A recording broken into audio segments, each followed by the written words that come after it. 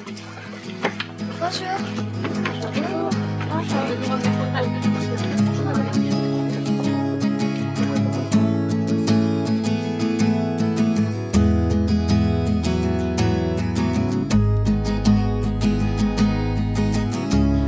déjà, merci à tous d'être venus ce samedi matin. Et je suis très contente de vous accueillir et de vous raconter un petit peu ce qu'on fait dans notre laboratoire. Donc je voulais commencer par vous présenter la super team de cette année. Cynthia est ingénieure. Adia est postdoc, c'est-à-dire qu'elle a passé sa thèse il y a moins d'1 an. Sylvie est chercheur et Anne est en train de passer sa thèse. Et donc on travaille toutes les 5 cette année pour faire avancer ce projet pour lequel vous êtes venus et que vous avez soutenu donc, grâce à vos dons. On s'intéresse à une famille de protéines qu'on a appelée atype et qui a été donc découverte chez nous. Donc voilà le crible de test que Sylvie a fait sur 1370 composés. À partir de cellules qui sont soit à type 3 positive, soit à type 3 négative, et qui ont été mises à pousser en 3 dimensions, elle les a mis en présence des composés. Ça, c'est un des composés qu'on aurait sélectionné, qu'on a sélectionné, c'est-à-dire très peu actif sur les A type 3 positives, mais qui tue complètement les cellules à type 3 négatives. En fait, aujourd'hui, on en est à 9 composés actifs, et l'idée, c'est l'année prochaine d'avancer pour caractériser ces 9 composés, essayer d'en trouver 1 ou 2 qui soient vraiment des champions, sur lesquels on va pouvoir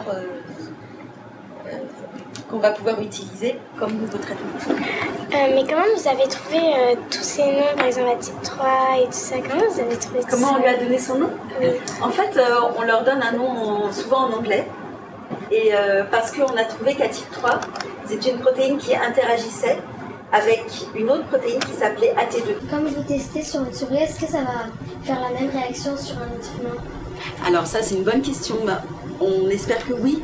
Vous aviez trouvé le remède?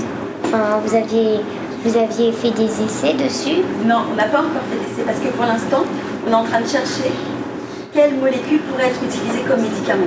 On n'a pas commencé les essais, on est encore au début de l'histoire. D'accord, merci. Mais si vous suivez, on vous tiendra au courant. Ok. D'accord. C'est pas très longtemps. Donc vous avez entendu parler de cellules.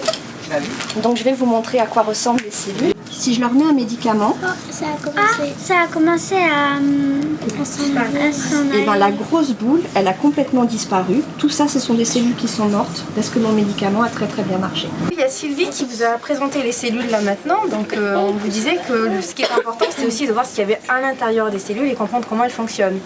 Donc vous savez que dans les cellules, il y a de l'ADN, mais il y a aussi des protéines. Donc tout ce que vous voyez en rouge, les petites lignes, ce sont des protéines qui ont bien été transférées du gel vers la membrane. Donc ici on est dans la pièce de bactériologie. Donc ici moi j'utilise les bactéries. Alors il y a un tube où celui où on voit à travers c'est juste du milieu liquide avec tous les nutriments pour faire pousser les bactéries.